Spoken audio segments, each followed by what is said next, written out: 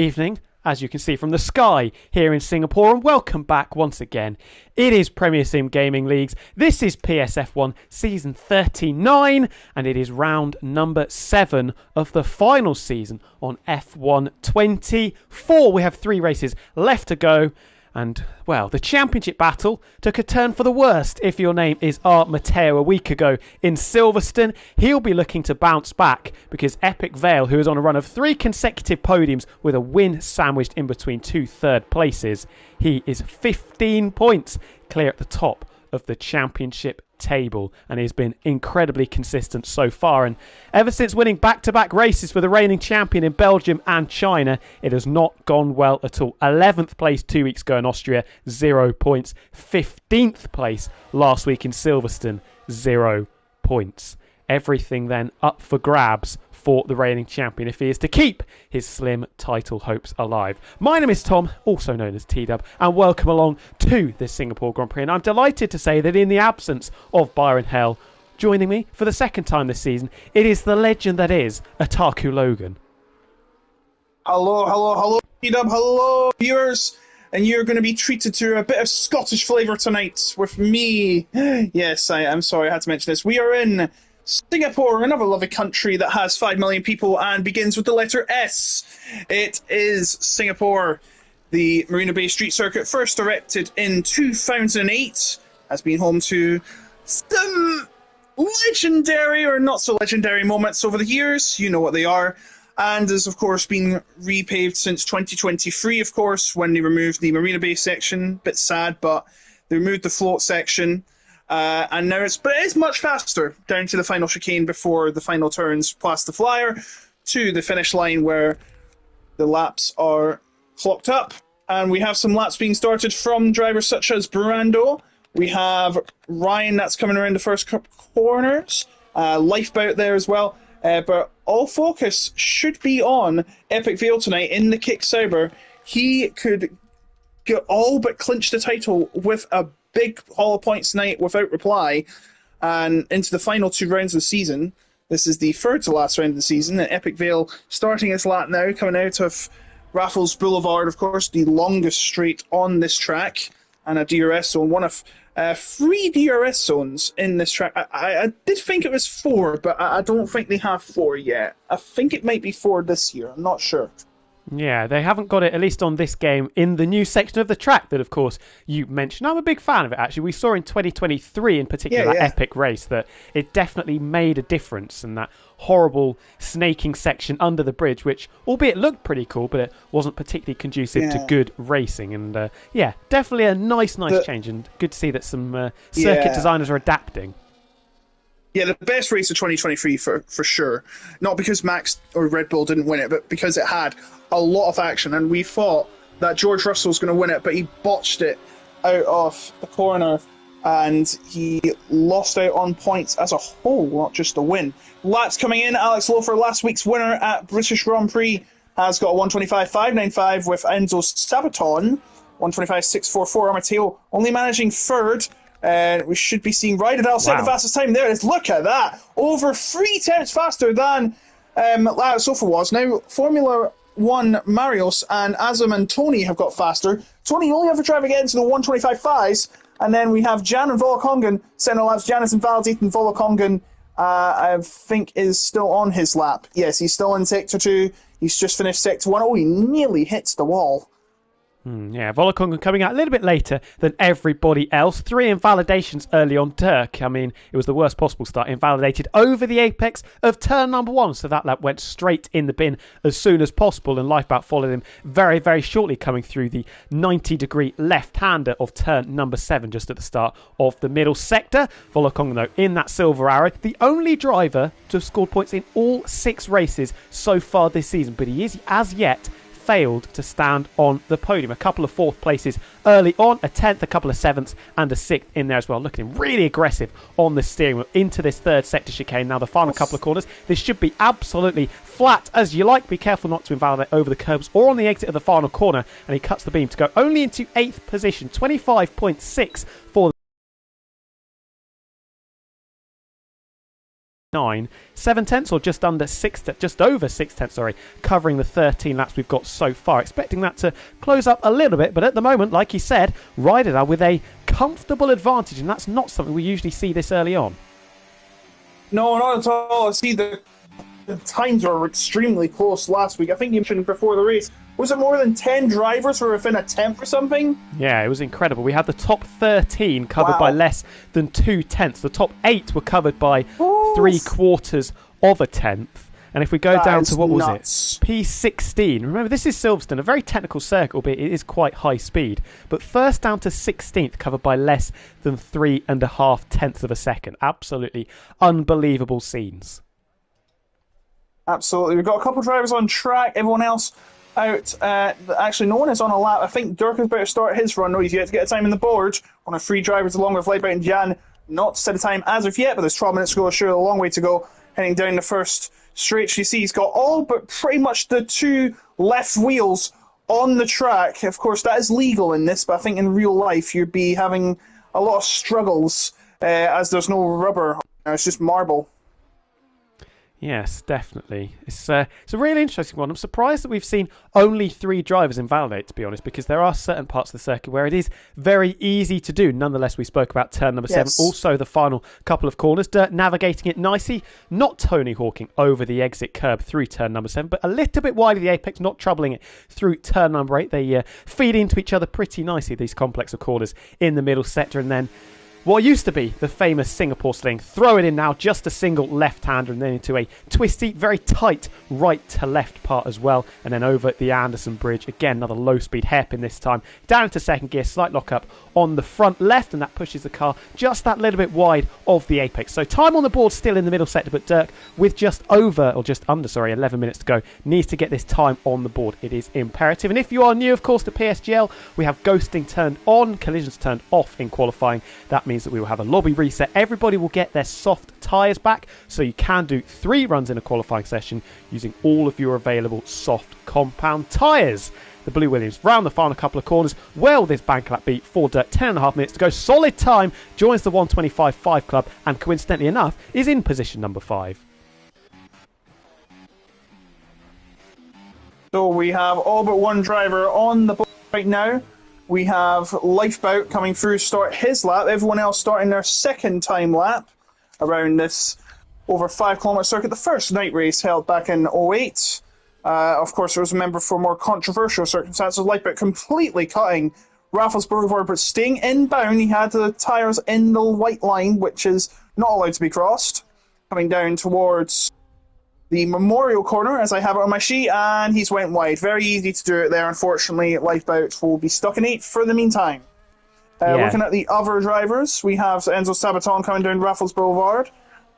Who is the latest on the drivers? I'm struggling to find. I think it might be Epic Vale. I'm looking at the moment. Yes. And I don't know if you've watched. I imagine you haven't watched the first half of this lap, but he was up by 400s, but it has been less than ideal so far. Been very, very messy in the first couple of sectors, and down in 12th, he needs to get this time on the board.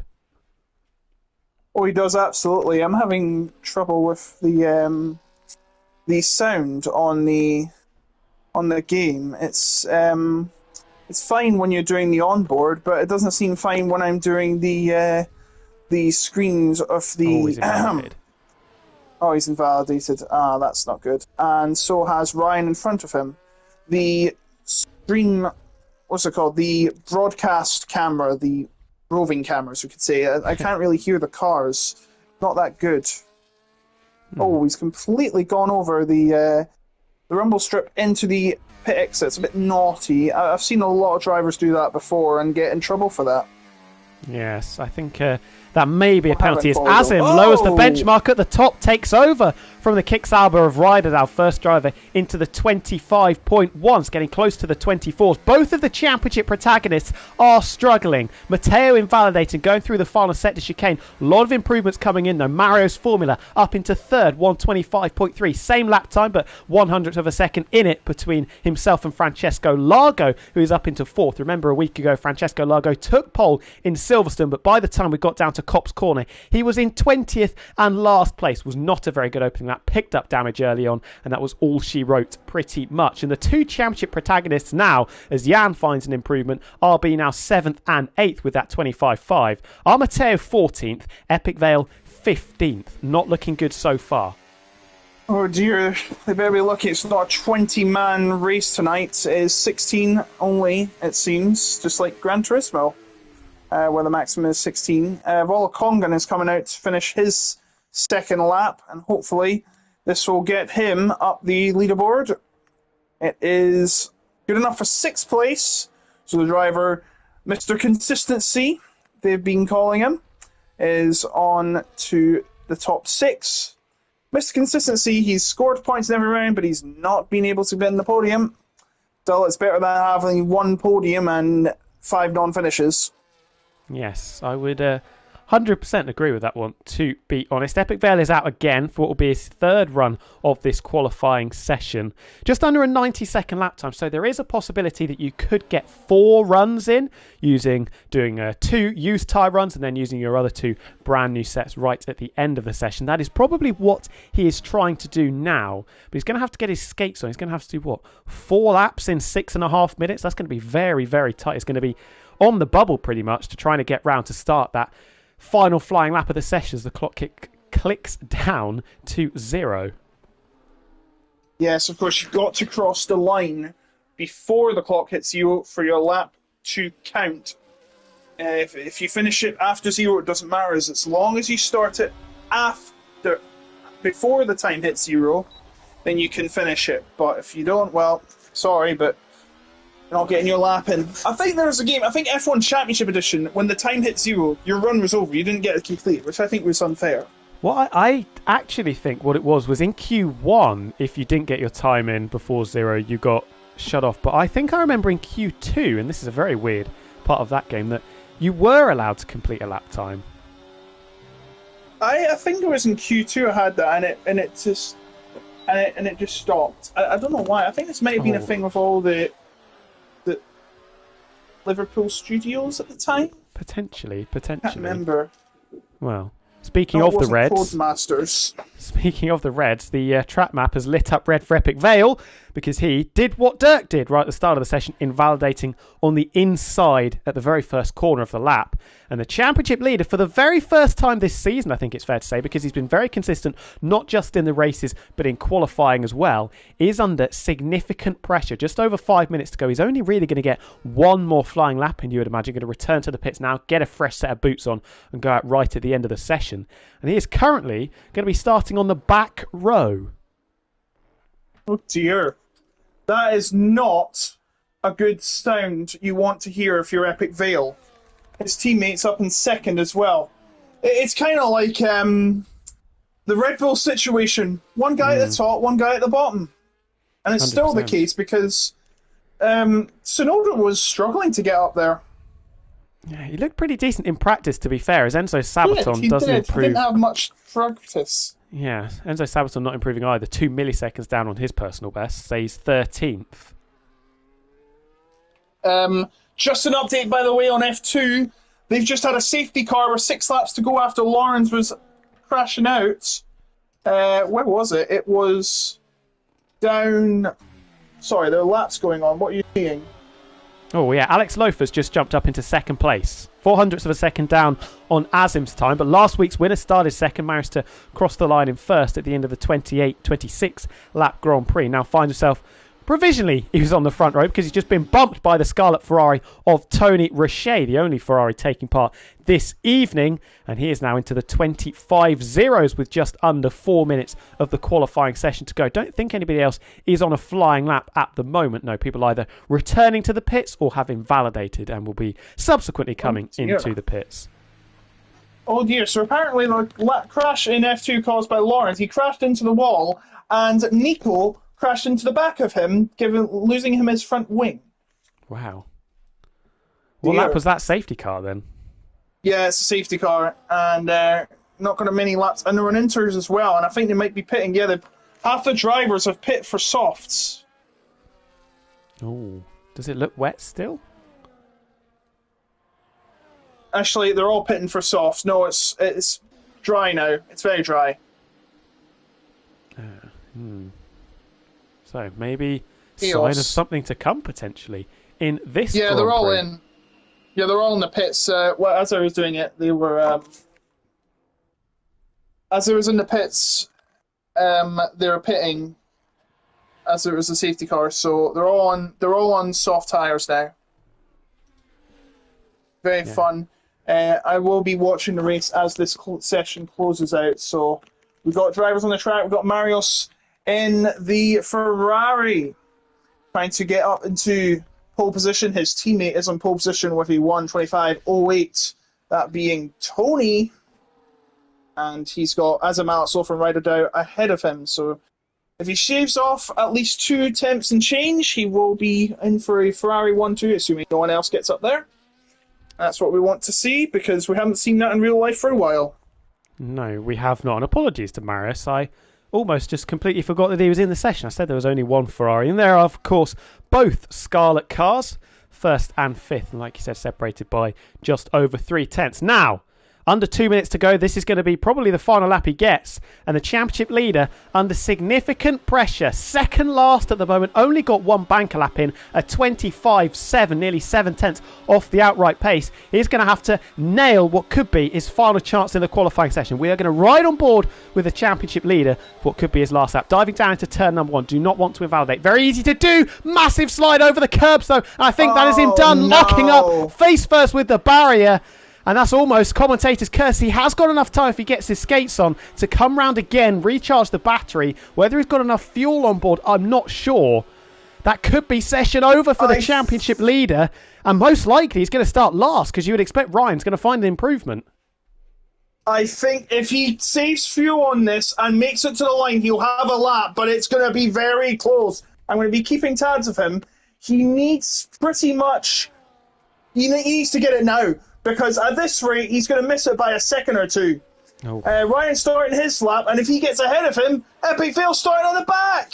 Oh, Marius Formula's made a mistake as well, running wide through turn number 7. Hasn't invalidated the time, but is going to leak a little bit in that first sector and was already down by a third of a tenth. So not looking good for the second Ferrari car to try and join his teammate, provisionally at least on the front row. He will be the first driver to cross the line and take the flag, and he has just invalidated over the curbs through 11 and 12. So we're going to skip away from Marius Formula and jump on board with the driver that currently holds the wooden spoon. It is TF10 Ryan. Not sure how much he was up by in the first sector. A little bit of a lock-up into unlucky turn number 13 coming off the Anderson Bridge. DRS flap open, down, heading, charging towards turn 14, up by a tenth of a second. Needs to find a little bit more, otherwise he's going to find himself outside the top 10. Is Epic Veil going to make it, Logan? Epic Veil's cut the corners, and he's not made the line anyway, so he's out of this session. And if Ryan passes him, and Ryan, he's definitely going to get faster, for sure, unless he gets an invalidation. He's there. Epic Veil is starting from the very back. Marius did not set a final time, so he'll be finishing in 5th at the moment of the session, no higher than 5th. Azam is still on a lap. He needs to make up at least a 10th and 5 thousandths. Alex Lofer making his way around as well. He's at the Anderson Bridge, still on a lap. Rydadal is coming through the old sling section. Francesco also at the bridge. I think the first will be Volokong, and he only goes up above Ryan, going up to 7th. There's Lifeboat, he goes up to 5th. Myro's down to 6th. The Red Bull of that is Jan. He goes to 11th. Who are you looking at? I'm looking at Alex Lofer. Big gaggle of cars in the final sector. The first is an Aston Martin. It is Enzo Sabaton into 10th place. Brando doesn't improve. Neither does Oscar. Alex Lofer back onto the front row, but he's missed it by 6 milliseconds. No. Never mind that. Azam into the 24s. 24.9. Where's Rydal in the kick Sauber? He's improving, but doesn't improve by enough. Stays 4th. 25.0. We wait now for the other championship protagonist. Mateo's in the pit. He's got front wing damage. And the two drivers, the only two drivers that realistically can win this championship, are starting 15th and 16th on the grid, having not improved from their first flying laps in the session. That's the first. Unbelievable scenes. Mateo 15th. the reigning champion and the championship leader, 16th. My And goodness. thank you very much, game. I can't see what the standings are or what the qualifying order was. But I know it was Well, I'll Azim give you that in a minute. with a brilliant lap that Yeah. started on pole. And it was Alex Lofer, and then it was Tony Richet, and then it was Rydell, your top four, I believe. Wow, that is absolutely massive. The title race will be a last to first challenge for both of them. Can you believe this? Well, what's kind of interesting is this is probably the best case scenario for Epic Vale, realistically, because the best case Yes. scenario was he was first and Armateo was last. But now that they're both right at the back, there's no real advantage at the moment. It's a bit of a shootout, and if neither of them score points, that gap will obviously remain at 15, which means that going into the second to last race in a week's time, he will be able to win the championship. So let me just provide the standings as it will be in the race. This is not the race start, by the way, people. Just ignore this. Just listen to me. Azim, with the only driver being in the 124s, will be starting in P1. Alongside him on the front row is Tony in the Ferrari. The second row is Alex Lofer ahead of Rydell. Lightbit ahead of Marios. Lago Volkongen, 7 and 8. Ryan Sabaton, 9 and 10. 11-12 is Dirk and Jan. 13-14 is Brando and Oscar. And the last row, as we have mentioned about 50 times, Armateo and Epic Vale, who will be fighting through the field to preserve their championship lead. By the way, it's all kicking off at F2. There's a battle at the back for the points, and 3 of those drivers haven't pit. They stayed on inters. Wow. Fraser is leading a streak by 8 tenths. There's no DRS on this lap. That's the last lap's going to be lap. Alex Marciano's making a move on even this creek. Why am I commentating on the other race? Don't ask me. Oh, and Marciano and Escrig are getting into a massive fight. And Fraser is pretty much in an untouchable position here. Well, that is going to be a fascinating climax to the F2 race, and we hope that we'll see something similar in the F1 race because, well, the championship is kind of up for grabs for somebody in the mid-pack maybe to pull their finger out and try and close the gap. Oscar, who has only competed in 5 of the 6 races so far, has scored in all 5 of those, highlight a second place in round 2 in Brazil. He currently sits 4th on 29 points, 24 behind Epic Vale, who leads the way. He's level with TF10 Ryan in the Red Bull, who is also on 29 points. They've got a lot to try and make up, but if they win the race and Epic Vale doesn't score, that'll be slashed to just 8 points. And if they get fastest lap, it'll be down to 7. Man. Armateo is staring down the barrel of potentially having his championship realistically ended. But for somebody like Oscar, somebody like Ryan, Volokongan, Brando, maybe even Francesco Largo, Alex Lofer as well, last week's winner, there's a huge opportunity to stamp your authority on a late assault at this championship. Yes, exactly. Just to mention, by the way, Fraser's 2 seconds ahead. He's not going to get caught unless he makes a colossal mistake. Alex Marciano's not going to be tamed either, because Evan Creek is 1.75 seconds behind. So it's basically a battle for third place as it stands, which is quite unfortunate. I don't think that's what the commentators wanted.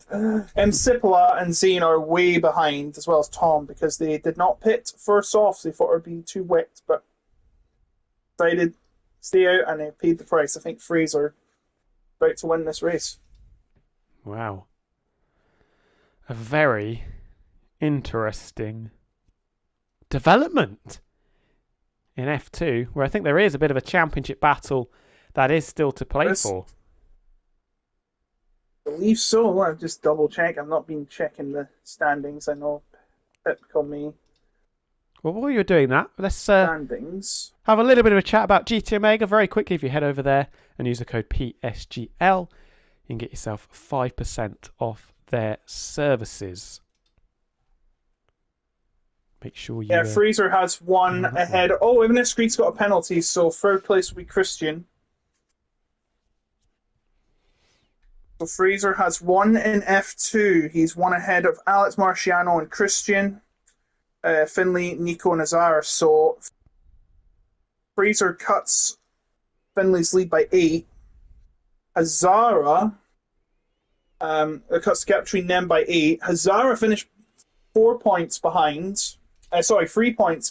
Finley, so he's now 11 behind. Yanil didn't score, so he has lost 8 points, so he's now 21 behind.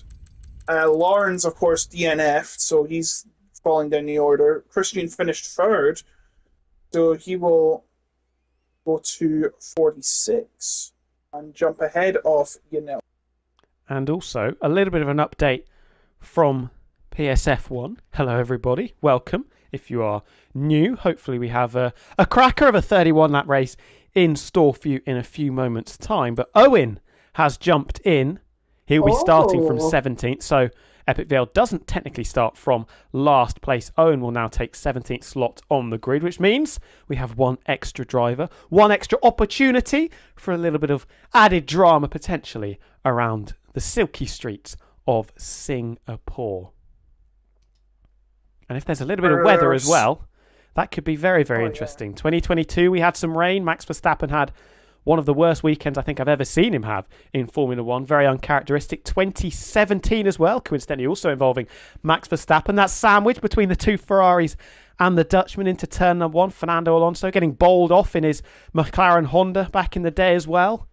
Lewis Hamilton coming through to win that. And of course, a year later, he set arguably the greatest qualifying lap of all time in 2018. And you could say that Azam did something similar, but I think you're going to disagree. No, I disagree. Any of Taki Inuri's qualifying laps were better than that. The GOAT of Super Aguri. Oh no, Taki Inuri. I was thinking of UGE Day. That was footwork. I think. It was, yes.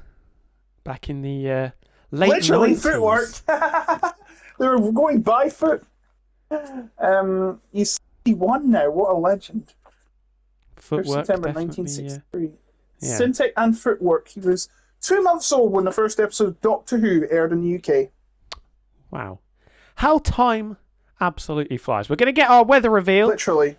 And for the moment at least. Thank you for picking up on that. Wait, it can't be sunny. For the moment at least, yes, you're correct. The sun isn't out. It has set, but you can just see maybe a few clouds, but it is dry. At least for the start of the race. We don't know what the weather forecast is going to do, which is the lovely thing about the unpredictability of the skies above us. Of course, with this reset, everybody has to reapply their setups, sort the strategies out. They get their soft tyres back, so if they want to use the soft tyres in the race, or we see a late race safety car, they have all of those red stripe tyres in their back pocket to take advantage of. 31 laps around the Marina Bay circuit. Haven't been here for quite a while, it has to be said, in PSGL F1, so make the most of it. And of course, it is the last time we'll be here on F1 24. Just 3 rounds to go of season 39. And if you missed qualifying, first of all, where were you? Very poor indeed. The championship leader starts from P16 of 17, and the reigning champion and the man that is trying to chase Epic Vale in the championship starts from P15. Everything to play for at the sharp end, and an opportunity for somebody to emerge from the pack and take a stranglehold and take a big chunk out of their advantage. Absolutely. Of course, as it currently stands in PSF1, the leader of the championship is Epic Vale. He is 15 points ahead of his nearest challenger, still in the league, or Matteo. He could be well ahead if he gets a clean sweep, but he's starting from near the back as we're about to begin. 5 red lights. And we are racing in Singapore. McLaren versus Ferrari on the front row. Azam versus Tony Richet. And it's the Ferrari down the inside, snatching the lead. Azam trying to hang it on the right-hand side, but unsuccessful in doing so, as Oscar and Marius Formula, I think, have come to blows. And the second Ferrari, they're bookending the field right now. Tony leading the way from second on the grid. Marius Formula down to 17th and 4 seconds off the back of the pack. Alex Lofer tapping the barrier, coming through. Turn number 5, still holding 3rd position. The championship protagonists. Good start, Epic Vale from 16th. He's up into 12th. Owen, good start from 17th to 13th. Armateo still bogged down right at the back of the field in P15. Azam all over the back of the Scarlet Ferrari car. Big slide for Alex Lofer. Last week's winner coming out of turn number 9. But we retain the status quo in the middle of the top 10. But it is now Ferrari leading McLaren with Alex Lofer in hot pursuit. Domaris falls right to the back of the grid. He's P17. So the Ferraris are first and last heading out of the Anderson Bridge. It's Tony leading ahead of Azam, Alex Lofer, Rydell and Lifeboat, your top 5. Then it's Francesco Lago and Sabaton, the Aston Martin pair in 6th and 7th. Ryan and Brando fighting for 9th place. Branton trying to get close up, but he can't get it. Ryan will hold position out of Connaught. Epic Vale's already up to 11th. And Armateo is stuck in 15th. This is not good for Armateo. Epic Vale's title chances could be getting much, much better. 100%, and they've gone for differing strategies as well. Epic Vale starting on the yellow striped medium tyres.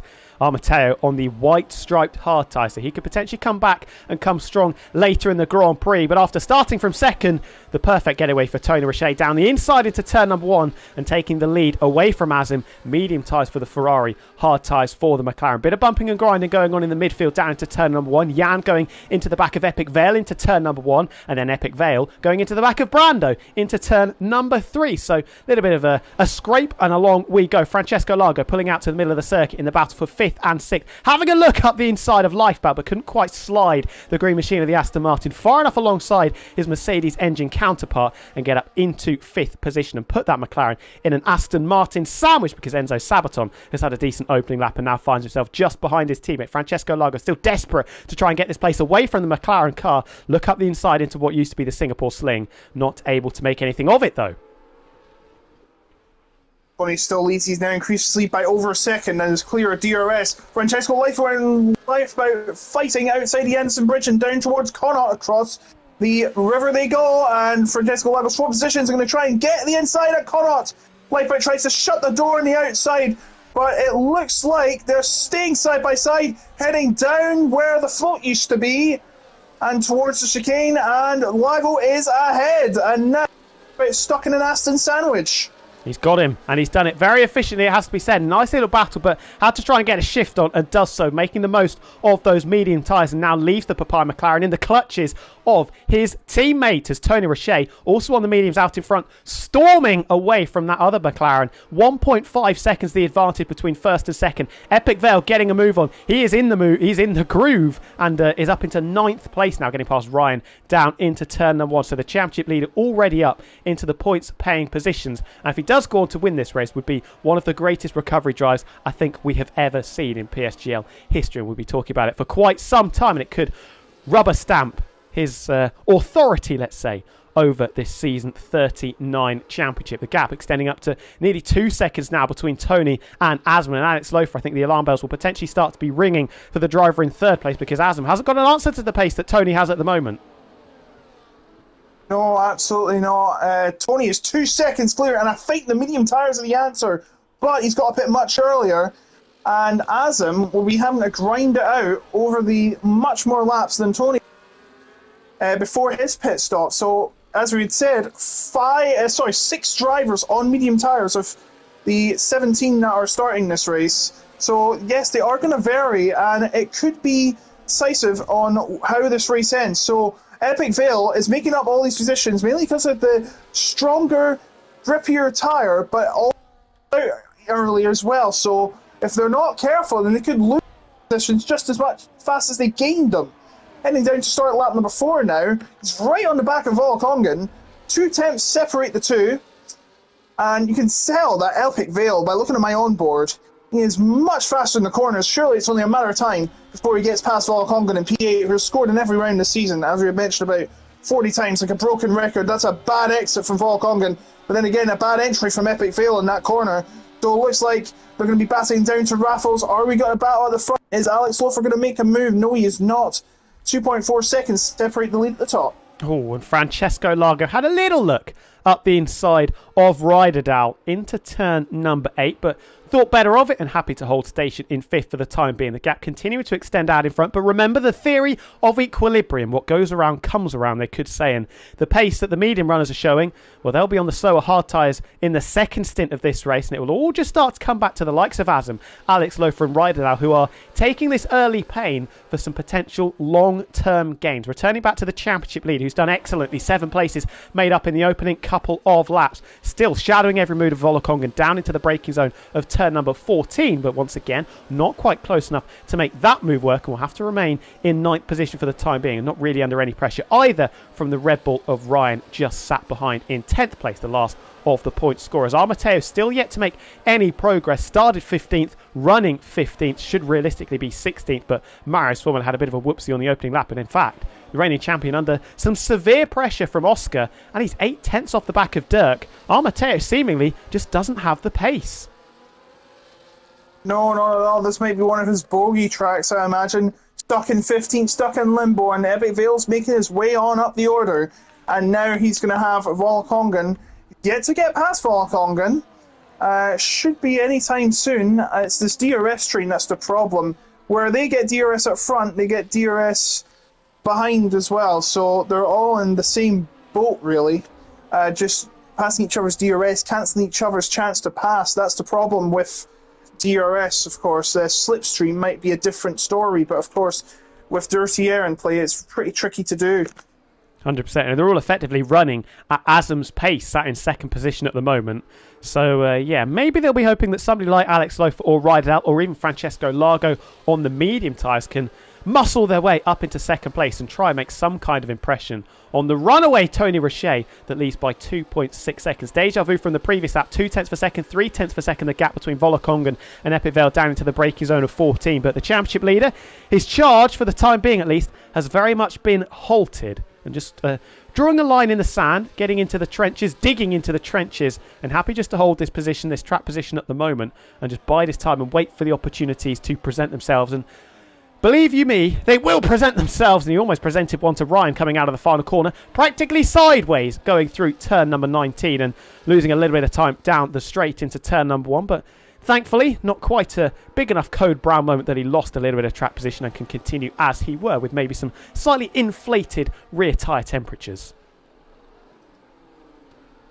So lap 6 of 31 around the Marina Bay Street Circuit in the southeast of Asia, one of the biggest cities in Southeast Asia, one of the most luxurious in the world. Singapore has everything, including the fantastic hotel that overlooks the entire track. It is a must visit one day if you can. It's got a rooftop swimming pool, which is incredible. Does, and you can see the views from the TV broadcast that we get for the real life racing, and it is absolutely unbelievable. Epic Vale having to go defensive down into turn 13, so this is going to be new for him in this race so far. Ryan was chomping at the bit to try and relegate the championship leader back down a position, maybe put him into his place a little bit, almost pushing him down into the braking zone of 14, but Epic Vale, the championship leader, comfortable for the time being, although just needs to get his skates on a little bit to make sure he doesn't drop out of the DRS range of Volokongan, and insert for Volokongan, in fact, in front, 8/10 per second, now 7/10 per second down on the Aston Martin of Enzo Sabaton. And we continue to stay in formation as we have done for a number of laps. The gap out in front has started to come down as the hard tyres just starting to come to those drivers, the likes of Azam, Alex Lofer and Rydell. Was up to 2.8 seconds maybe a lap or so ago, now down to 2.3. And I wonder if that's going to get continually eaten into by the runners on the hard tyres, and maybe we are starting to see the crossover point, because Epic Vale really struggling to keep the car pointing in the right direction, because another snap of oversteer, this time coming through turn number 5, and he's going to be under some significant pressure from the Red Bull of Ryan. Not quite close up, but he does tap the back of the lime green Kick Sauber into turn number 7, desperate to try and relegate him down a position, but not an optimistic or not a realistic overtaking opportunity up the inside of turn number 8, or indeed turn number 9. Going to have to remain in 10th for the time being, but although Epic Vale very close to dropping out of 1 second of the Mercedes in front. Those medium tyres, as he burnt them up a little bit too early, as Jan batting away, and it's actually Owen that's losing places hand over fist from 12th down to 16th, and he's in the barrier. Face first with the wall, having a chat with Barrier. And now down into last position goes the Red Bull. First casualty, if you will, of the Singapore circuit. No front wing on his car. Is going to have to return to the pits ASAP. It's dropped Jan in the RB out of DRS range of the group in front. Epic Vale 9/10 down on Volakongan. Ryan's still very close, but as yet unable to make any real impression. Yeah, I'm afraid not. Yeah, so Oren is back to the back where he started, back to square one, and he was hitting most likely. No front wing on that car. Now he's going to be driving what feels like a Red Bull from 2005. Epic Vale is absolutely all over the place here. Not troubling any apex at the moment. The rear of that car looks incredibly unstable. Whether he's burnt the rear tyres up, whether he's overheated the rear tyres as Ryan nearly taps the barrier coming through 5. What have you seen, Logan? Yeah, I thought somebody had a massive slide out of that corner into Raffles Boulevard. It was massive slide, and it just seemed like nothing happened. Owen is pit for soft and a brand new wing off camera, so you'll have to start all over again, and these softs are definitely not going to get at the end of the race. It might help if it's a safety car at the end of its stint, but at this rate, he is currently starting in dead last, and he has to make up all that time. He is about 40 seconds down on his nearest challenger. He's going to have to hope for a safety car. He's going to be holding out for a hero in the Marina Bay night sky at the moment because he needs that safety car to come out if he is going to recover anything from this Grand Prix. Gap continuing to come down out in front. Asm at the moment is around about 0.3 of a second per lap faster than Tony Roche as we come towards the end of lap number 8. Down under 2 seconds for the first time in about 5 or 6 laps, although not a particularly good run through the 16-17 chicane. That will extend out a little bit more, and we're going to cut the beam start lap number 9, and the gap is 1.8 seconds. Another difficult run through the final corner. So Asm making heavy weather of this at the moment. He's clearly on the faster tyre, but not making the most of the opportunities that have been presented themselves, not troubling the apex, and a bit unsteady through turns 1, 2 and 3. And Alex Lofer now, I imagine, is probably getting a little bit impatient. Yeah, but the gap is coming down between those two drivers at the top. 2 seconds it is now, but Alex Lofer is looking to take second place and get ahead of Asm, but he's deciding not to make the move as Volakongan makes his move on Enzo Sabaton up into P7.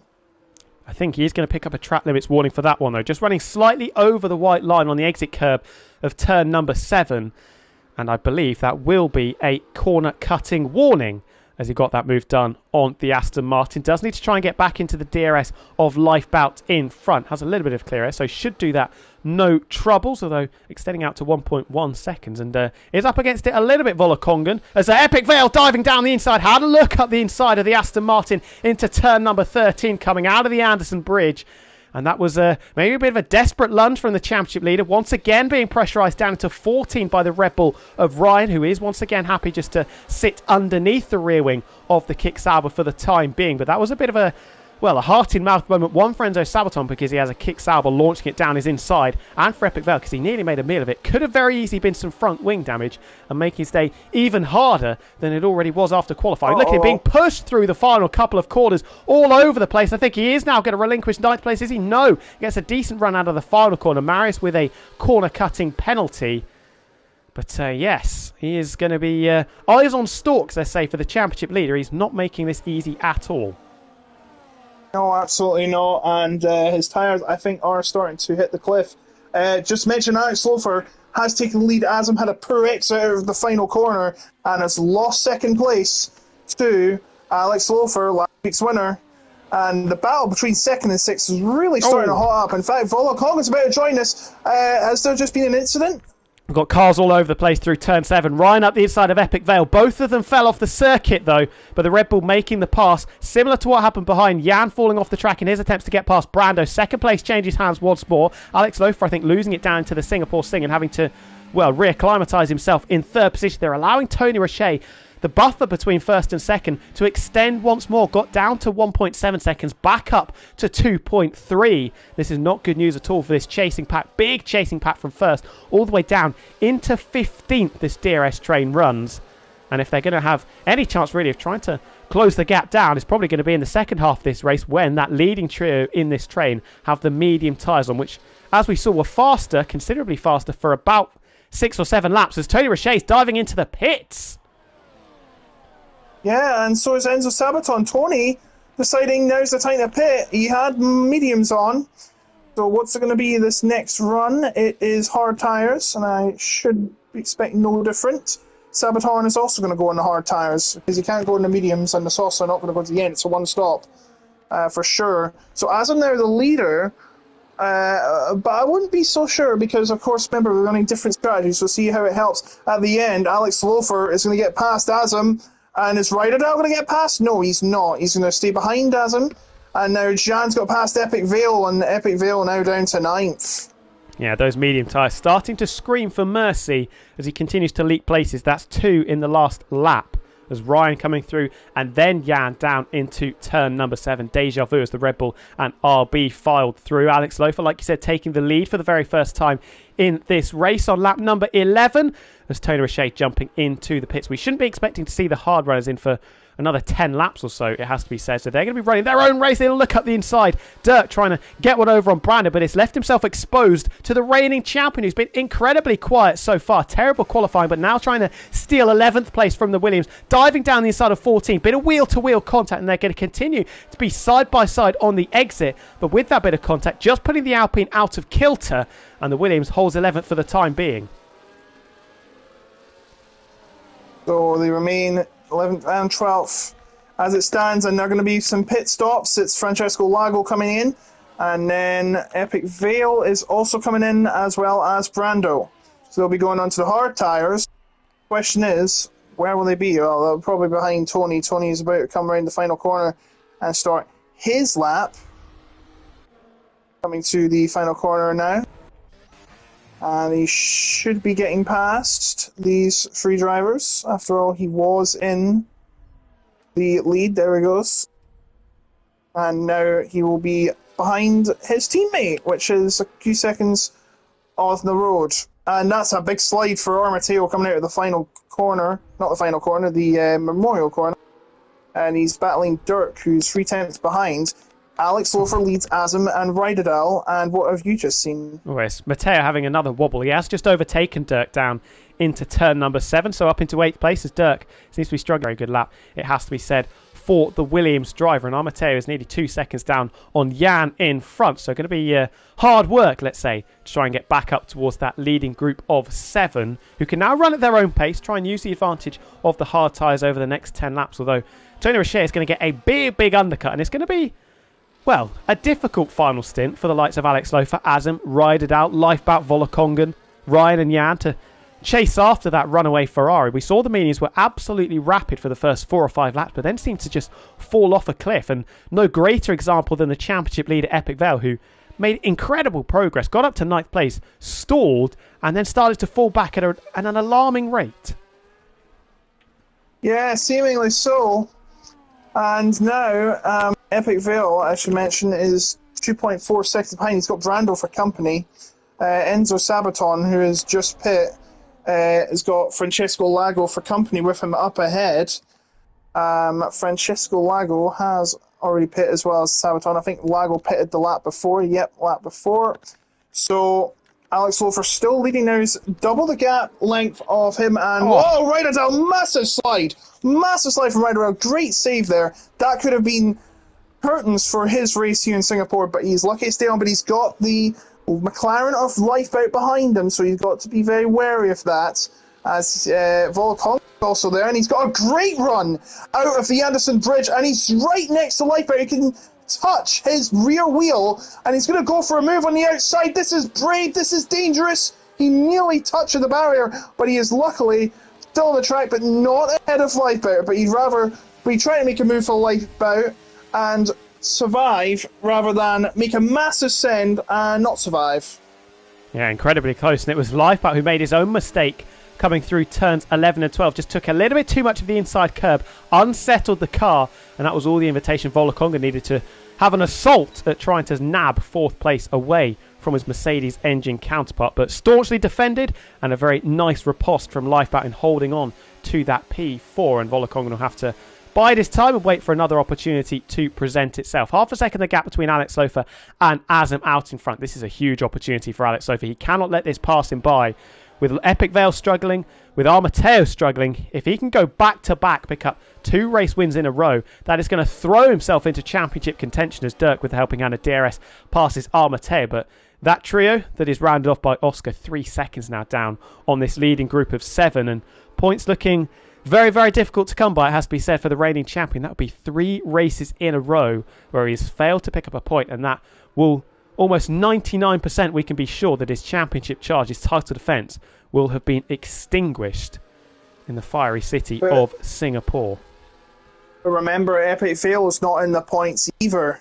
So Epic Vale, if he doesn't score here, and the Oscar down in 10th. To be fair, it's only really Epic Vale and Armateo, but there's also Ryan as well, Volakongan behind, Brando also in below in the championship, but it really only Armateo has been the one closest to Epic Vale. Epic Vale at the top by 15 if you count Cameron Dowds, who's no longer in this division. He's went to PC. It just seems like Epic Vale is set for life here. Oh, Mario's forming a 10-second penalty, speeding in the pits, out. And that is He's the out. first retirement of the race. And the writing was pretty much on the wall after that spin on the opening lap of the race, coming through turn number 3, and had a lot of work to do and was unable to re-establish himself, let's say, at the back of the pack. Retaining the status quo in this leading group of 7, just trying to not cost each other time, really, in their battles, try and not lose as much time or lose as little time as possible to Tony Roche, who is tracking very, very nicely on his brand new hard compound tyres. He is currently sat about 16 seconds off the lead. I'll get that exactly for you. 17.5 seconds off the lead. My maths wasn't too bad there. And Alex Sofa starting to put a little bit of distance between himself and Azam. 0.8 of a second. The other RB on the move, having a little look up the inside of 13. But unable to slide that Corolla up the inside of Ryan. Oh, Alex Sofa. Oh, he has broken Alex DRS Sofa. nearly. Yes. And Riedel nearly got past Azam, but he wasn't going to make the move there down to Connaught, so he remains in second place ahead of Riedel. But the gap is starting to get close, but Alex Lofer has now broken DRS, so Alex Lofer in a pretty good spot here, but he's got to remember, Boney has pit, the top 10 have not, because remember, they started on the hards. Boney started on the mediums. And they're not going to be coming in for another 5 laps or so. So Nope. an opportunity for him to try and make it an exclusive battle between himself and Tony Roche for the race victory, though. With the helping hand of DRS, Riedel is probably going to slipstream past Asman and get himself back within a second of Alex Lofer, and I think we're going to see that happen right about now to the left-hand side of the circuit. Asman does not fight that one. The Kicksauber is up into second position. Does he get under 1 second? Yes, he does. No, he doesn't. He's hovering right around that 1 second mark, and actually not a very good run through turn number 7. Means that the gap has remained at 1.1 seconds there or thereabouts. He's going to have to get a move on in this middle sector. Otherwise, Alex Lofer's been afforded an opportunity here to scamper off into the distance, leave everybody else firmly in his wake, and be the sole chaser after Tony Roche once they get rid of these hard compound tyres. Tony Roche is still in some nice clean air, not going to be held up by any traffic anytime soon. 9 seconds off the back of Oscar, so he can continue to circulate at a very nice pace. And yeah, ride it down. No DRS there down the straight. Chomping at the bit to try and catch back up, but at the moment looks like Alex Lofer's got this under control. 10-second penalty for speeding in the pits for Owen, as he is the second retiree in as many laps, and we're down to 15 now, with Brando and Epic Vale bringing up the rear as it stands.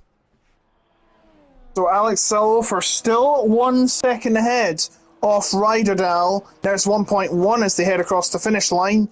Azam starting to close in on his stablemate in terms of esports. Riedel, ET, of course, being the stable. Staying ahead for the meantime, though, is the Sauber. And Azam will have to wait a bit for his chance. Lifeboat is now in P4 behind his teammate in this race. Azam. Ryan is chasing down who now? Is there going to be any battles here? I presume not. Nope, they are staying within the pack, but look at that. There is 6 drivers. I make it, 6 drivers fighting for second place on track at the moment. Of course, somewhat unknown to what it's going to be, as Tony is really starting to pick up pace. He is 8 seconds behind Oscar, And as I make it, he is 14 seconds behind Alex Lofer. So when these guys pit, Tony, as I make it, if the time's 22 seconds, will be pretty much, I think, ahead of everyone. Well, yeah, he will lead the race. Tony will be ahead of everyone. Sorry? He will lead the race by a mile, you would imagine. Oh, yeah, he's going to lead it by, I'd say, 6 seconds. But remember, he is on the harder compounds, which are slower. This will be for the medium tyres. Sabaton's got a penalty for speeding the... not a penalty for speeding the pit lane, sorry. And also joining him are Volakonga, Ryan and Gian. It's track limits penalty for Sabaton. Wow. So medium tyres, yellow wall should be going on here. And there they are. And we'll get to see the gap between Rydal and Tony Roche. I think it's going to be, well, substantial. I think it's going to be enormous because that Kick Sauber still coming down pit road and Tony Roche is suddenly looking in a very healthy spot. What is the gap as I'm flicking through the wrong thing? Tony Roche is 15 seconds ahead of Rydal, who was in P4. I think Tony Roche has played this strategy card absolutely perfectly because in 13 laps I find it incredibly difficult to ascertain how that group are going to be able to catch up to the Ferrari. Yes, but you've also got to remember there could be a safety car, and if there is, that lead is... they're pretty much going to pretend like it never happened.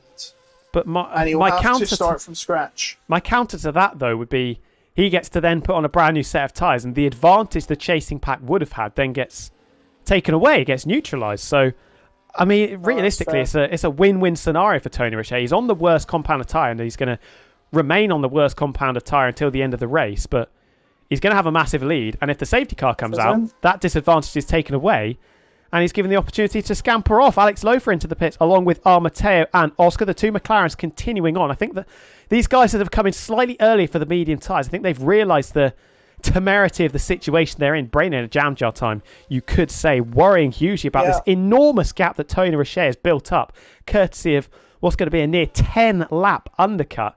And they're going to have to work together incredibly efficiently. Alex Lofer exiting the pit lane now. Rydal just coming through turn number 1. Is the RB going to be ahead of the Kick Sauber? Yes, he is. You can just see there. Right underneath the rear wing, spat out of the pit lane just in front of this quartet, batting over what is now 9th, 10th, 11th, 12th and 13th, with the two McLarens, the only missing members of this group, staying out. So the advantage that Alex Lofer had has been eradicated. But he's going to have to work with Rydal, with Alex Lofer, with Volakongan to try and close into the enormous advantage that Tony Roche has got. But I'll be honest, I find it very difficult to see how they're going to manage it. Absolutely. So, Tony leads by 7 seconds in the net lead, in fact, because Leipa, Asman and Derek have to make their pit stops. It is mandatory, just like in the real Formula 1. So... oh yeah, if there's a safety car, what about Leipa, Azam and Dirk? 100%. Well, they're going to be dancing for it now. Maybe less so Azam, because he's going to have to be held behind his team. And Azam is the McLaren that jumps into the pit. So Leipa continues on. Dirk also continuing on. And then Tony Roche will assume third position. Yeah. Don't mention a certain event that happened at Singapore, please. I think we're banned from saying that because, well, just say etiquette. So, Azam's in the pit for medium tyres, and he will be, oh wow, right at the back. Azam, who was leading for a Always hit the inside wall. He's had a massive slide, and he's got damage, I think. Well, yeah, he's lost his entire end plate on the left. Well, that's game over. I'm sorry. Unless the safety car, he is not going to be winning this race. He's got damage. That is a rookie mistake. You do not ever want to make that. That is Azam's race over pretty much. Mateo, who went from last to third before an unlucky event at the last lap in Austria, struggling down to 14th. He's going to have to try and pass Azam, who has a damaged wing. Not really much battling happening further up. We've got two Aston Martins next to each other. And Epic Vale, of course, it's because the tyre strategies have not yet collided into each other yet. Epic Vale is fighting with Brando for 6th position. But it doesn't look like he's going to get through yet, as the medium chasing back are close. They are 2 seconds behind. Yeah, Alex Lofer, is considerably quicker than Tony Richet at the moment, but they're going to have to pass, what is this going to be, 4 cars before they get up to the back of the Ferrari. And around Singapore, that's not the easiest of things to do, as Brando and Epic Vale almost spinning in sympathy coming through the last couple of corners. Equal slides as fastest laps are plenty for that chasing pack. Ryan holding it on a 28.2. Dirk continuing to stay out, hoping and praying for that safety car to make a visit. He's 3 seconds clear of the net race leader, Tony Richet. Then it's 6 seconds back to the Aston Martins, who have played their strategy card nicely as well. And then a further 3 seconds to Brando and the championship leader, who now has Alex Lofer, who's looking to take a big chunk out of his championship lead, right underneath the rear wing of what is now the Haas in 6th position. Alex Lofer has brought Ryderdal, Volokongan, Ryan and Jan along for the party, and Lifebout, pitting at the end of the previous lap, now finds himself in last place. Yeah, so Dirk is the only driver that's yet to pit. Now, is this intentional? Is this a goal hanging for a safety car? We'll have to wait and see, or he could be going on the softs. That could be his thing, but he will start at the very back, because if you're losing, say, 20, 23 seconds, you'll be at the very back as I see it right now. So there will be basically tyre management, and will there be a safety car? That's the question. It's not looking like that, as we have Alex Lofer starting right behind Brando. It's going to be a bit of a bottleneck as well, because these guys are going to be much slower around the corner. Alex Lofer's got extremely fresh medium tyres. That is a massive drip if you're alongside a driver that's been on hards for quite a while. And he's staying behind Brandon right now, but I'm sure when he gets to Raffles, very sure that will no longer be the case. Yeah, but he's lost nearly a lap here underneath the rear wing of the Haas, and on the next lap he's going to have to try and get past Epic Vale as well, who you'd imagine is probably going to put up a fairly strong defence, because he knows that Alex Lofer is trying to chase down the Kicksabra in the championship. Brandon with the DRS. Alex Lofer's going to get a little bit stuck here once again, and this DRS train is not helping this group on the medium tyres. They're just using up the useful lifetime of those yellow striped tyres. As Ryan down the inside of Volokongan into turn number 8. The Mercedes is going to hold it. Alex Lofer tried out the inside of turn number 9. Did not work out. Are we going to be 3 wide down into the Singapore sling? Jan sniffing an opportunity. We are going to be side by side. Ryan around the outside. Volokongan now on the compromised line and does get relegated down into 10th position. Jan next on the list to try and push Volokongan further down the order. Will this be the first race of the season that Volokongan fails to score? I doubt it, because if Dirk pits, that would elevate either Jan or Volokongan back up into 10th place. Alex Lofer diving down the inside, making the most of his opportunity. He has got past the Haas of Brando. That was an absolutely crucial move. Came bowling down the inside, had to do it, and executed it absolutely perfectly. And that is 1 down, 1 to go. And Tony could be about to overtake Dirk before he even gets to his pit box. He is now 4 tenths within. And Dirk will now pretty much, he's got a penalty, so he's not winning this race, that's for sure. Tony, he's trying and keep Tony at bay, so the rest of the field can play ball as well. And this will be crucial for the drivers like Francesco Lago, Alex, Epic Vale. But it's not going to happen because he's just been passed by Tony down the Raffles Boulevard. Oh, what's this? Ride it out. Oh, sorry. Yeah, massive crash! Ride it out! Ryan, Brando, front wing scattered all over the place. Carbon fibre confetti right off into the pickets on the left-hand side. That was very, very messy. Ride it out, launched it up the inside of turn number 5. Managed to get ahead of Brando, and then it looked like a bit of a concertina effect. Volokonga was caught up, but Ryan and Brando, the main drivers, caught out. Into the back goes the second McLaren. Both of them with damage now. Not a good day if you're dressed in orange or papaya. Brando's race is run. The 2 McLarens have been stuffed by that as well.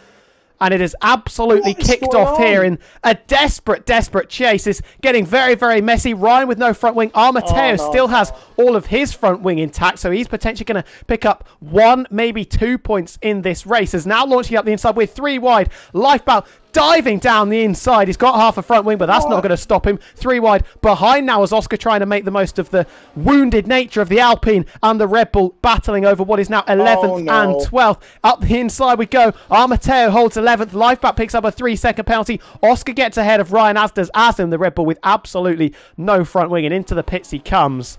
Brando going to follow him, and that got very, very messy. We just caught it as they were going down Raffles Boulevard, and that is what happens when you're racing at such close quarters. Alex Lofer has got past Epic Vale in all of this skirmishing that we saw. Now it's going to leave the 2 Kick Saubers to squabble over 6th and 7th. Yeah, and that's got... both the McLarens have damage. Lifeboat got damage. Azim already had damage. Is Oscar got damage? No, Oscar's got damage as Lamateo gets past. As I was going to say, Tony struggled out of Memorial Corner, and Tony and Dirk nearly got past him. He was slow out of the corner. I just didn't see the battle at the back, and somehow there is still no safety car. Can't believe all that debris.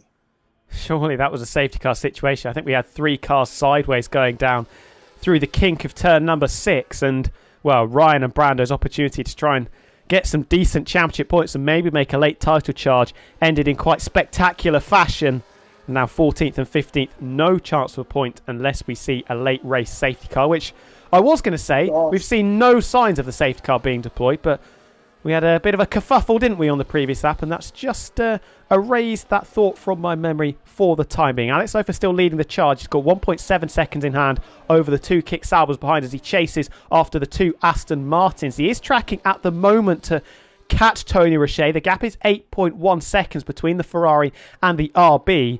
Alex Lofer should finish second in this race, you would imagine, unless he picks up a silly penalty later on. Now 2 seconds clear of Rydell. Alex Lofer is hooked up around the streets of Singapore, but has he got enough laps left to catch the Scarlet Ferrari out in front?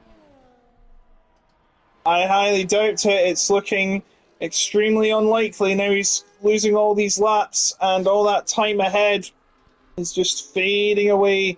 It's not looking good for those, except for Tony.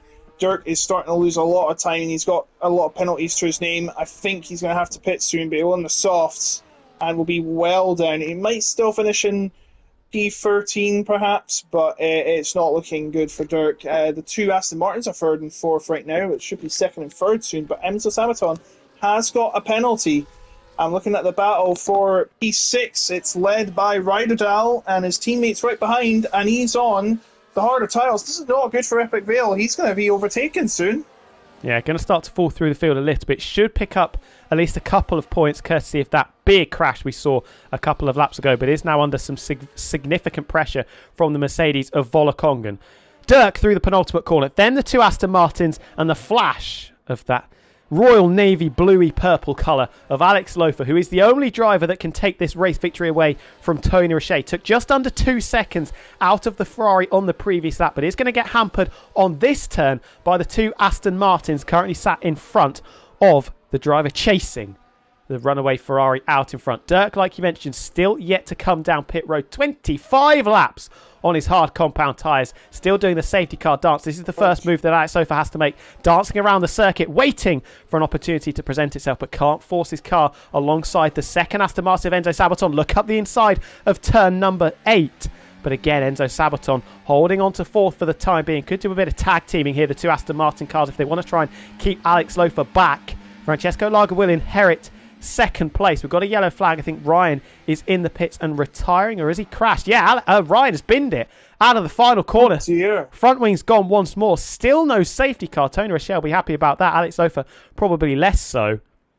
But yeah, things are especially unraveling massively for Ryan, who was looking at a decent haul of points and now is staring down the barrel of finishing plumb last.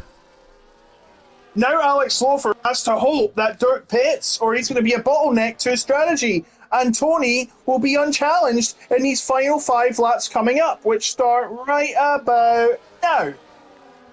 Yeah, count them down, folks. Alex Lofer has gained 0 time on this lap compared to the Ferrari out in front, stuck behind the 2 Aston Martins. And if That wasn't Here's bad a enough. move. Got a Williams to deal with as well. No. Going defensive into turn number 1 is Enzo Sabaton. That puts him offline through 2 and 3. Alex Lofer dangling the front of that RB car at the inside of the first Aston Martin that he has to overtake. Still there around the outside of turn number 5, but unable to make the move stick for the time being. He's got so much more grip, so much more confidence as Francesco Largo passes Dirk, who gets out of the way of this duo as well. Down the inside we go to turn number 7. Critical overtake. He completes it off the circuit. No. Both of them off the track, and very sportingly, as to be said, Alex Lofer handing the place back. He's lost 8/10 to Tony Richet in the first sector, and it looks like things are just starting to become a little bit difficult for Alex Lofer. He is 8 seconds behind the lead. He's got to make 1.6 seconds a lap. Make it 2 the next lap come, because time is not on his side. He wish he were the doctor right now. He could go through time, but he can't. He is stuck there in limbo. He could get a podium as Dirk is starting to drop back positions. Well, very sporting of him. He knows he can't win this race, so he's deciding to just let him through. I'm surprised he didn't pit yet. He knows there's no safety car coming, unless in the last 2 laps there is a change of heart. But now it's Alex Lofer changing the hard-clad Aston Martins around the final corners. Here we go again, 4 laps to go. Is he going to try the same move he did last time but failed? Enzo Sabaton is just too far away right now. Alex Lofer, you can tell, has the superior grip in the corners, and he'll be itching to get through.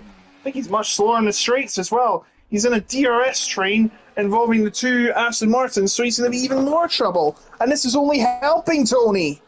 And helping Ryderdale as well. So Alex Lofer's going to have to deal with maybe a couple of cars behind the 2 Aston Martins wobbling all over the circuit. Alex Lofer still with no way past the moving barricades of the green machines. Off the circuit goes Enzo Sabaton, but Alex Lofer boxed in by that and still unable to get up into 3rd place. He'll inherit it anyway, courtesy of the penalty looming over the head of Enzo Sabaton, but he's going to have to deal with Ryderdale, potentially going to have to deal with Epic Vale if he's feeling particularly aggressive, let's say, in the closing 3.5 laps of this Singapore Grand Prix. Epic Vale, those hard tyres hanging on pretty nicely because he's been able to stick with his teammate, and that's brought him back up to the 2 Aston Martins and up towards Alex Lofer, and a podium still in the offing for the championship leader, who will remain the championship leader. Going defensive is Enzo Sabaton. Is it going to be fraught, though? Down the inside goes Alex Lofer once again. Enzo Sabaton with the grip to remain side by side. Coming out of 14, still side by side through the flat out 15. Little bit of contact as Enzo Sabaton almost shows Alex Lofer the wall. Into 16, no contact. Picture perfect. Enzo Sabaton off the circuit. Surely he has to give that position up. Gets a better exit anyway, does Alex Lofer, around the outside of the penultimate corner. He has got 3rd place, but leaks another half a second on this lap, and I think his attempts at trying to chase down Tony Richet starting to become futile, overdriving the car as he misses the apex of turn 1 by a country mile. He's got 3rd place now, but 8.5 seconds in 3 laps. That is, well, an incredibly tall order. Yeah, he needs to hope there's some puncture from nowhere. I don't think these hard tyres are going to run out at all. If we've seen the likes of Dirk, by the way, who is on 28 laps, this is for sure Tony's to lose. He is well ahead. Look at the gaps. Quarter of a second exactly for all the drivers from 3rd, 4th, 5th and 6th. That's nuts. So, I've never seen that before. There's battling right at the back. The 2 Hick Sauber is fighting for position. That is for the 5th place, as they also battle with Enzo Sabaton. Is there many moves outside the Anderson Bridge? The answer is no, sirree. And now down to the Connaught corner, across the bridge, across the marina. Is there going to be a move? No, Alex Lofer still can't get past. Surely Tony can't lose it now.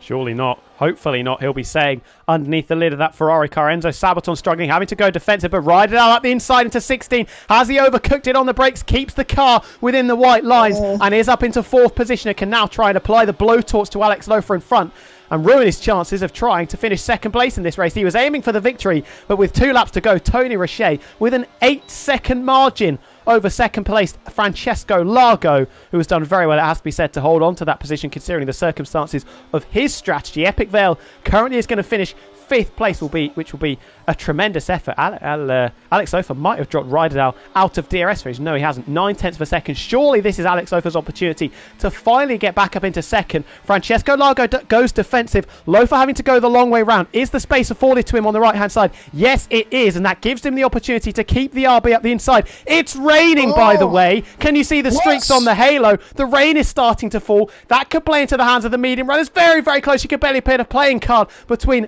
Alex Lofer's car and the barrier on the right-hand side. Still neck and neck, but around the outside we go into the sling. Alex Lofer has second place, but the heavens have opened. The rain has come to play in this race as Epic Vale and Enzo Sabaton tripping over each other. We're nearly 3 wide on the Anderson Bridge. Jan versus Vola Kongen.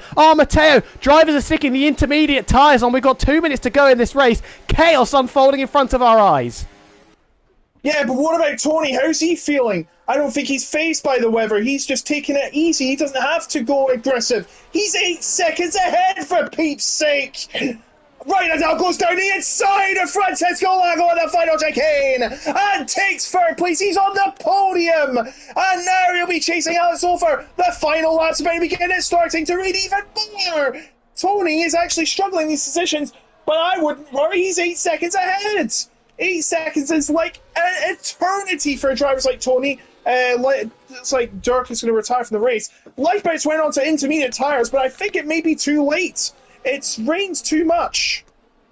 Well, is the rain? Sorry. Yeah, I don't think the rain's quite going to have the impact. Still no puddles that we can see and no spray being kicked up by the cars. And Alex Lofer, who was dreaming of back-to-back race victories, he's going to just fall short of that, a first and a second place. But Tony Roches played the strategy card absolutely perfectly as Dirk picks up a penalty. Yes. Enzo Sabaton's penalty is going to come back to bite him in the behind. The championship leader is going to get a very decent haul of points if, and it's a big if, he can keep it on the track and hold on to what will become 5th place once he crosses the line with Enzo Sabaton's penalty. But he's got 2 medium runners, 3 medium runners in fact, right underneath his rear wing. The championship leader just got to keep it calm in the remaining 60 seconds or so of the Singapore Grand Prix, which it hasn't been an epic, but we have had a grandstand finish in this battle. Enzo Sabaton getting loose coming out of turn 13, clouts the barrier with his right rear tyre. Thankfully no puncture picked up from that with the damage, no suspension damage either, and will continue on his way. But Tony Roche has been the star of the field under the lights of Marina Bay, and he's going to come round the final couple of corners to walk home to a dominant Singapore Grand Prix victory. And Alex Ofer is going to have to lick his wounds and come once again in 7 days' time. He was gunning for top spot. He misses it by 8.6 seconds, and it is second with Rydal third, Francesco Largo, Epic Vale, and Vola Kongen. I think it was Ryan there stacking it into the barrier coming out of the final corner. Mateo picks up some points, but his championship charge is all but over. Epic Vale, with a potential driver of the day performance to finish 5th. Yeah, Ryan's crashing the barrier, by the way, but that was after the flag, so it won't really do much. So he finishes in 15th, 1 lap down, so very unfortunate for him. Lifeboat and Brando are just about to finish the race, by the way, but it is... oh dear, and Dirk's had a big crash of his own as well. But it is Tony. He was absolutely brilliant today. He deserved that win.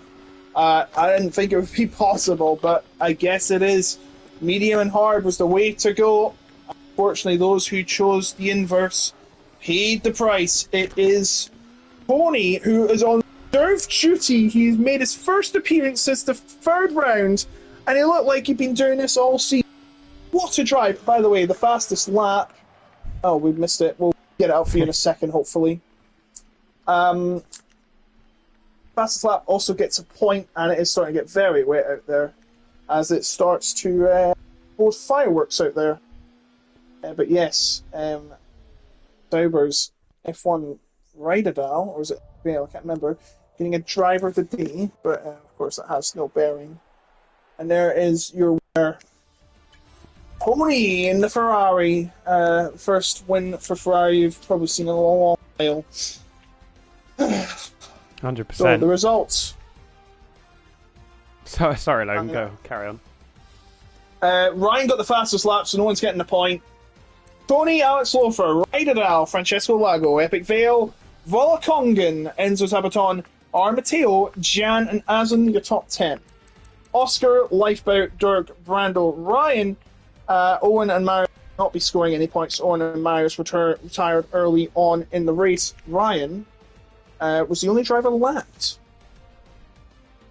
Well, started off fairly pedestrian, apart from the Ferrari of Tony Roche, who gave himself a buffer, got himself on the right strategy, and did not look back from there. Some interesting milestones. Ryderdale scores for the first time in 4 races. Spa, China, Austria and Silverstone didn't pick up a point, but he gets a podium for his troubles under the night sky of the Marina Bay circuit. And for Epic Vale, it's another top 5 finish, his 5th top 5 out of 7 races, and one of his other only point scoring finish was a 6th in Brazil. So 6 out of 7 races he's been inside the top 6. And marching on, considering the circumstances of qualifying, towards the championship. Newcastle, by the way, are 3-0 up against Leicester. Leicester are looking absolutely horrible. So they'll be into the top 5 as it stands, ahead of Manchester City. Who are they? Sorry, any City supporters. Great club, but as you know, they've been quite dominant. It's kind of like a certain F1 team. The past few years, of course, that seems to be gone after they have had struggles with their second driver. Well, I think that just about finishes the job here in Singapore. 2 races to go in the final season of season 39 on F1 24. It'll be Mexico City in 7 days' time, and then the finale, as it is in real life, in Abu Dhabi at the Yas Marina circuit. First of all, thank you very much, Logan, for jumping on at slightly late notice. Pleasure as always to have you involved. Welcome. You're very welcome, sir. It's been fantastic commentating here once again, and hopefully get more chances in the future. Hopefully Byron is back next week. Yeah, make sure, everybody, you tune in next week, whether that's F3, F2, F1, or anything in between, because the champion, the final champion on PlayStation F1, on F1 24, could be crowned in Mexico City. Epic Vale takes a sizable lead going into it, but will he still have that buffer by the time we arrive in Abu Dhabi? Thank you, everybody, for joining us. Make sure you check out GT Omega as well. If you use the code PSGL at checkout, that is a 5% discount. It's been a pleasure as always. Thank you for joining us, and until next time, in Mexico City, good night. Good night.